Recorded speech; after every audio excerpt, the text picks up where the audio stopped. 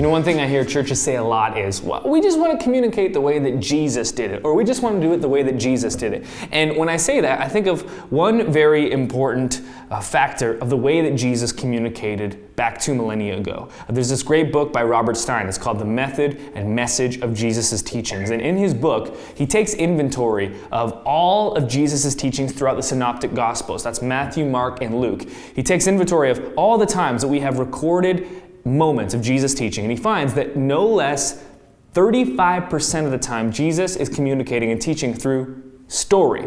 So to put that in perspective, at the very least, 1/3 of the time that Jesus is teaching, he's using storytelling. Jesus understood neuroscience and that element of human communication back then the way that we do now. We know now, storytelling is the most powerful form of human communication. It drives empathy in us, which is storytelling is the only thing that does that. It also forces us subconsciously to pay attention. No other form of communication can do that. So if you're saying, I want to communicate more like Jesus at my church, I want our church to share the gospel, the message of hope, the message of redemption and reconciliation, the greatest story ever told, as we like to call it. I want to do that more like Jesus.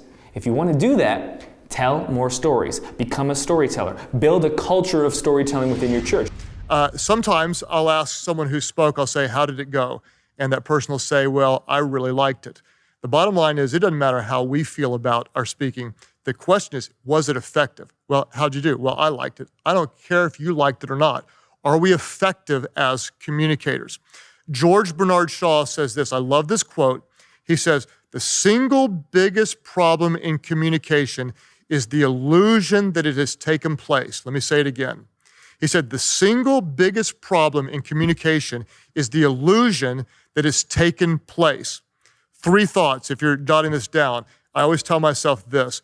Just because you say something doesn't mean they heard it, believe it, or will do it. I tell our communicators all the time, just because you said it does not mean that they heard it, believe it, or will do it. You can say it all day long, but that doesn't mean you're effective in communication. How you say it matters. Just because you said it doesn't mean they heard it, believe it, or will do it. So, when communicating, one of the first rules of effective communication is this. We must never, ever be me-centered. We're always you-centered in communication. Let me say it again. We are not me-centered. We are you-centered in communication. Why is this? Because people are not thinking about me, they're thinking about themselves. They're not thinking about you, they're thinking about themselves. It's not a bad thing, it's just a thing. Let me give you some examples. For illustration, at our church, we have something that's called Open Door. It's a place for new people to come and to find out how they can use their gifts, get involved in the church. So let me give you kind of 2 invitations. The first one is going to be a me-centered or a we-centered or an us-centered invitation. The second one is a you-centered one. So the first one is me-centered. I might say, hey, everybody, I'd love to invite you to come to Open Door to find out about our church. We want you to know about our history, what we believe, how you can help us do what we're called to do. Okay, that's a me-centered way of inviting them. Now, in communication, here's basically saying the same thing, but from a you-centered point of view. We might say, hey, what I want you to know is you matter to us. Would you consider joining us at a thing we call Open Door? Why? Because we want to get to know you. We want to hear your story. You might have questions or you have ideas. We would love to help you get plugged in so you can make a difference, okay?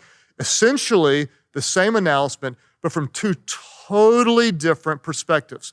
The most effective communicators are not going to be me-centered. We're going to be you-centered in communication. Now, you may not be announcing something at a church. You may be running a meeting. You may be pitching some kind of idea at your office or whatever.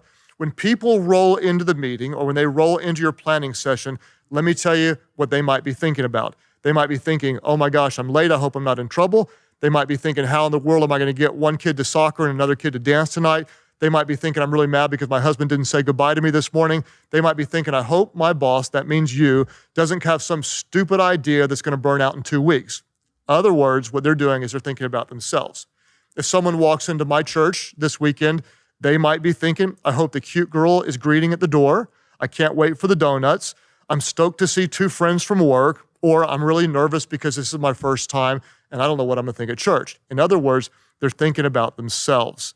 What we need to do is grab their attention. We'll talk more about how to do that in next month's podcast, but all the time, because they're thinking about themselves, the most effective communicators will be you-centered in communicating. Now, before you communicate anything, you're going to want to answer these 3 questions. Crazy important. Never forget this. Before you communicate anything, you want to answer these 3 questions. Number 1, what do I want people to know? Number 2, what do I want them to feel? Number 3, what do I want them to do? What do I want them to know, feel, and do? Again, it may seem obvious, this is what I want them to know, but you have to start there and be very clear on exactly what you want them to know. Then that's where most people stop. You don't just want them to know something, but you want them to feel something. Why? Because emotion moves people to action. What do you want them to feel? You may want them to feel motivated. You may want them to feel challenged. You may want them to feel hopeful. You may want them to feel kind of righteously angry. But the emotion is what's going to move them to action. So not just what do I want them to know, but also what do I want them to feel? And then what is the when? What do I want them to do? And this is really important. If you can't define it, they won't do it. If you can't define it, they won't do it. So we're not just making an announcement.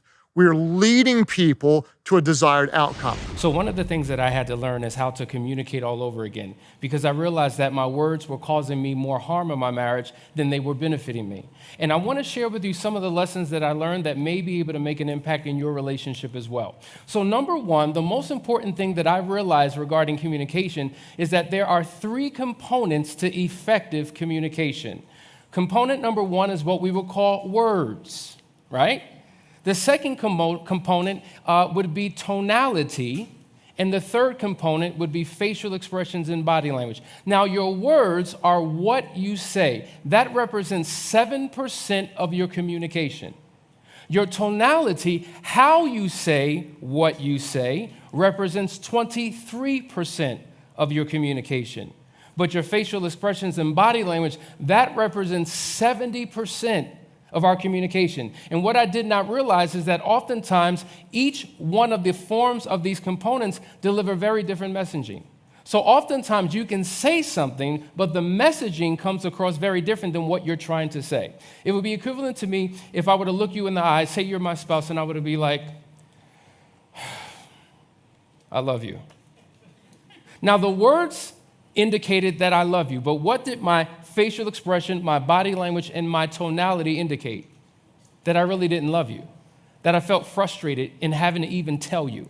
And oftentimes when we're communicating, there are cross signals and mixed messages because we haven't effectively learned how to blend these 3 components together to resolve issues. And so one of the challenges is that we haven't learned how to effectively communicate. So a lot of people say, well, we have a sex problem, or we have a financial problem, or we have a parenting problem, or we have an in-law problem. But what you have is an inability to effectively communicate. And as a result of that, areas begin to pop up all throughout your marriage that present problems. But if you could learn how to effectively communicate, you could resolve probably 90% of all the challenges that you face.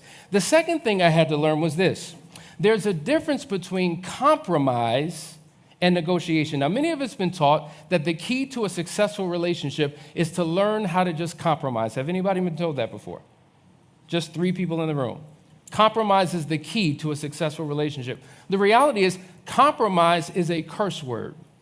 And compromise is a word that you should not use. Why? Because a compromise is a win-lose scenario.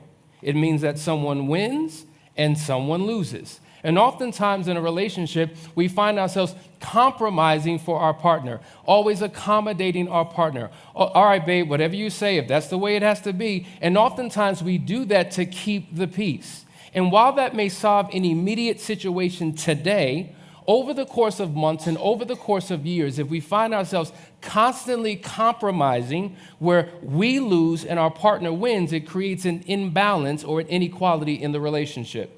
And so better than compromise, something that we believe in is called marital negotiation. Now, a negotiation is a win-win scenario. Think about if you've ever purchased a home before. The day you get to the closing, typically there's a negotiation back and forth between the buyer and the seller until they come up with something that's mutually beneficial. And at the end of that transaction, the seller walks away with what? A check. The buyer walks away with what? Keys. They both win. So there was an agenda that they both brought to the table and learned how to negotiate until they came up with something that worked for both partners involved. And so this is where we learn how to effectively communicate in the area of resolving conflicts in our relationships. And so negotiation always beats out compromise every single time. The third thing that I had to learn about communication is that men and women are just different. We're wired different. We think different, we process different, we react different, we communicate different. In fact, there have been statistics that have suggested that men, generally speaking, now this is general, when you're dealing with relationships, you have to speak in generalities, but it's suggested that men communicate by using 10,000 words per day. Now think, if a man is working a full-time job and he's at work for 8 to 10 hours a day, he's communicating with his boss, he's communicating with clients, he's communicating with customers, whomever it may be. And by the time he's gotten home, he's used up almost all of 10,000 of his words. Meanwhile, the wife has a job, she works 10 hours a day, and she's used those same 10,000 words, but by the time she gets home, she's got 15,000 more words to use.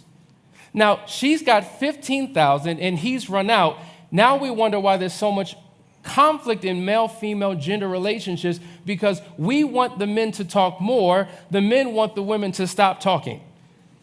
Because of this, there's a disparity in terms of the words. And what we've realized is that we're wired differently. For instance, women love to connect. Men love to bond. Connecting requires talking.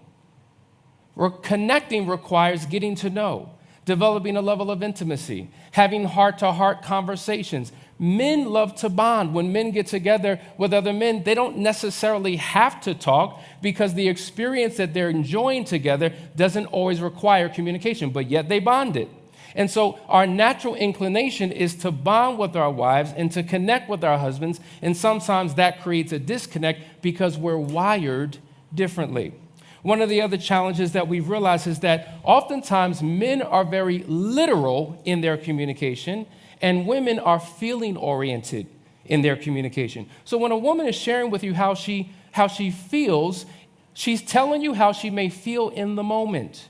And so in the midst of an argument or something, she may say something based upon how she feels at that moment, but that man hears it and takes it literally and will hold on to it for years. And so sometimes we build up all of this resentment and this bitterness and this frustration about something that somebody said in 1952 that we still held on to because we were very literal in what we heard our partner say. But if we realize that we just communicate differently, it'll help us to effectively engage in conversation that makes sense. And so another challenge that is important for us to be aware of is that men are fixers. We love to solve problems. And sometimes when women communicate, they're not looking to have an issue fixed. They just want to be heard. They just want to be understood. They just want to have someone to share their thoughts and their day and their expressions with. And if we show up to a communication with different agendas and a different focus and a different interest, it can cause gridlock in the relationship and keep us from effectively communicating. So one of the things that we had to learn in our relationship is that we had to become students of one another. And so one of the principles we teach is become a student of your partner or get your PhD in your partner.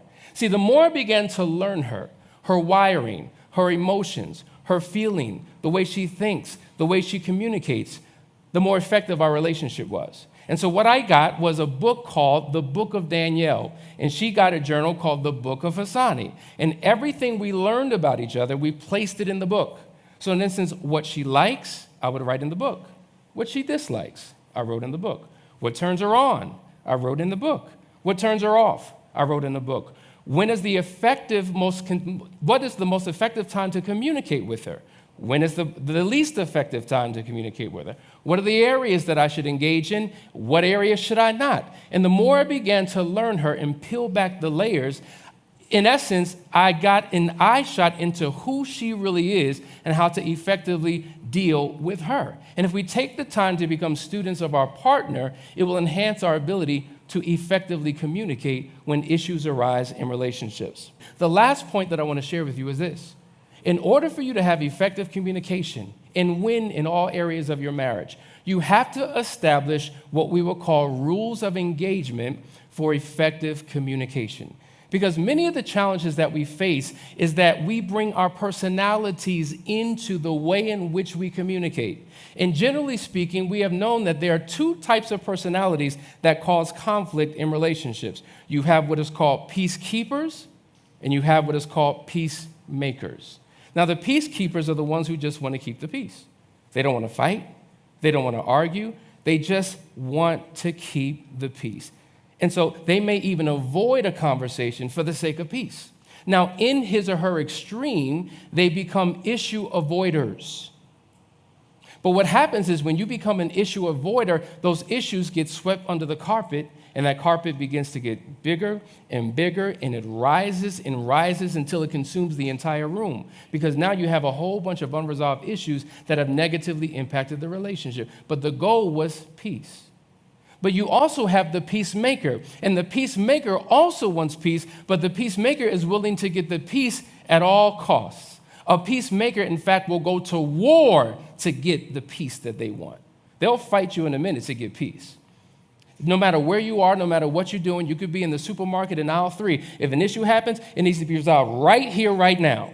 Before we get into aisle 4, we need to resolve. I don't care who's around. I don't care who hears me. They need to resolve it now. And so in his or her extreme, bickering begins to take place. And bickering in a relationship represents low-intensity warfare. And oftentimes that's what we're engaged in our relationships. Low-intensity warfare. And we feel like we're always on the defense. If we feel like we always have our weapons, we feel like we're always on the battlefield, and there is no peace. So the very thing that we're both searching for, we never get because we're so committed to our position that we haven't learned how to negotiate through the situation and meet in the middle. So if the peacekeeper could move to the middle, if the peacemaker could move to the middle and they could step outside of their wiring to do what is beneficial for the union, both can win. These are some of the simple techniques that we can begin to do to save our relationships and take our relationships to the next level.